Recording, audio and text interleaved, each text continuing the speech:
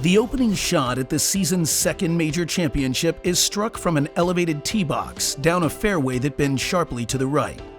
A new cluster of strategically placed trees along the right will make it difficult to carry the corner and will block second shots into that side of the green. Approaching from the left side is also preferred to avoid the deep bunker that guards the front right of the green. This putting surface is one of the smallest on the entire course and slopes quickly from back to front. Approach shots with too much spin could easily roll off, making for a challenging up and down at the start of the 101st PGA Championship. The second hole is the only par 4 on the course under 400 yards. Like the first hole, this one also starts from an elevated tee and features a sharp bend, but this time it's a dogleg left that bends between tree-lined ridges. Most players will go with a long iron or fairway metal off the tee, then a short iron into an elevated green that falls off sharply to the left, as much as 10 feet below the putting surface. The right side of the green is protected by deep bunkers that can sneak up on players. Despite its lack of length, the biggest challenge of the second hole will be finding the putting surface. We could expect to see a surprising number of players lose a stroke on this hole. The first par 3 is a 230-yarder, with wind that is often undetectable enough to cause problems due to the shallowness of the green. The putting surface slopes from front right to back left, and there's also a severe drop-off behind the green. The bunkers on the left are so deep that players standing in them might only see the top of the flagstick.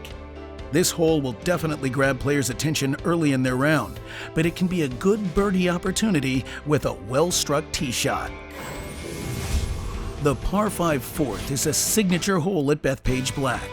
The fairway bends to the left around a cluster of bunkers, so the big hitters may opt for a 3-wood to keep the ball from running through the fairway.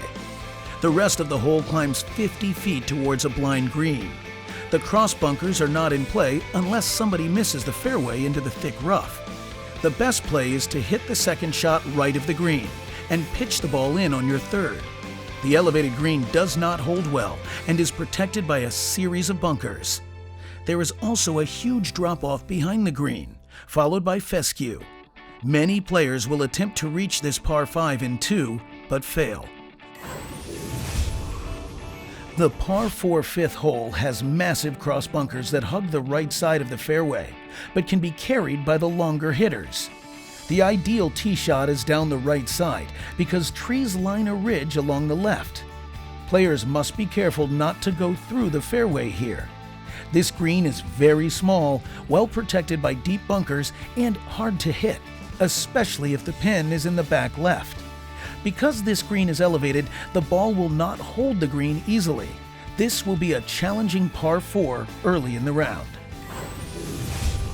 The par 4 sixth hole is rather short, at just over 400 yards. It's a straightaway hole with a landing area squeezed by large bunkers on both sides of the fairway, then drops some 20 feet. Players who choose to lay up will be left with a 160 to 190 yard approach shot. Some will choose to go with a driver to reach the lower portion and leave a wedge into the small green that's surrounded by bunkers.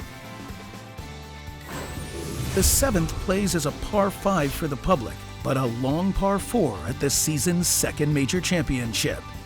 The tee shot is fairly straight, then the hole turns to the right, with tall trees preventing players from cutting off much of the dogleg.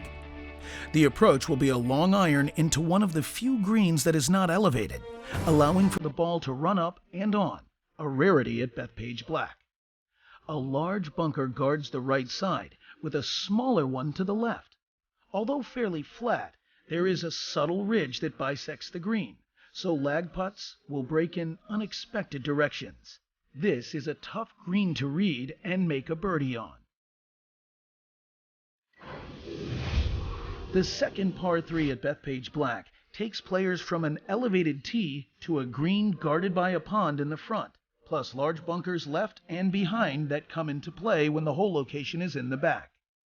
This hole favors players who like to work the ball left to right. A towering oak and steep dune lie on the right side, and the tree will come into play often. After a ball finds the tree, it usually ends up in the water.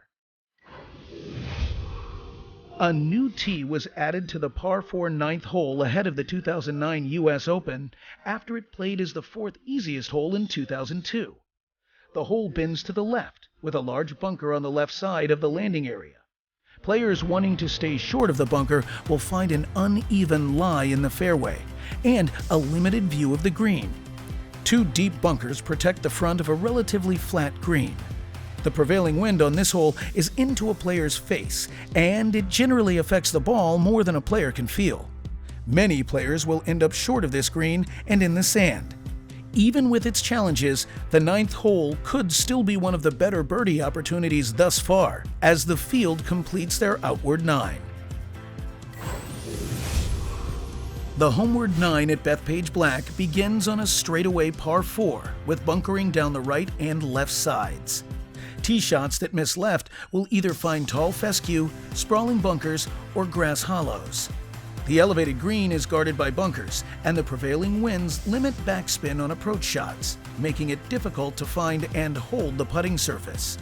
Most players should be content with a par here to survive and advance. The 11th hole presents a blind tee shot to a fairway tucked between dunes.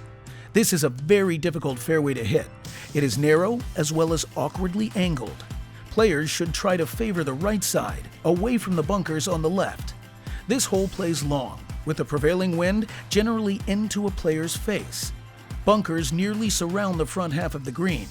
The putting surface is one of the most undulated on the entire course, sloping from back to front, with a false front that makes anything beyond the hole a difficult up and down. Perhaps the toughest tee shot at Bethpage Black is on the long par 4 12th that demands an accurate drive over cross bunkers. The landing area toward the right is available for shorter hitters, and any drive that carries too long and straight risks running through the tricky fairway into the rough. Finding the rough off the tee leaves a long and difficult second shot. Players who miss too far right off the tee will have a long iron in with a side wind that swirls into a headwind. The large green has pronounced undulations and slopes severely from back to front. The 12th hole is a very demanding par 4. There are only 2 par 5s at Bethpage Black during the season's second major championship. The 13th hole is a birdie opportunity, despite its length at over 600 yards. A large bunker on the left is in play off the tee, as well as a large tree to the right. It's mostly a straightforward hole, and reachable in 2 if the course is firm. The wind is often undetectable, and many players will come up short, bringing cross bunkers 30 yards short of the green into play. Like the previous 2 holes, the green slopes severely from back to front, and the bunker to the right is among the deepest on the course.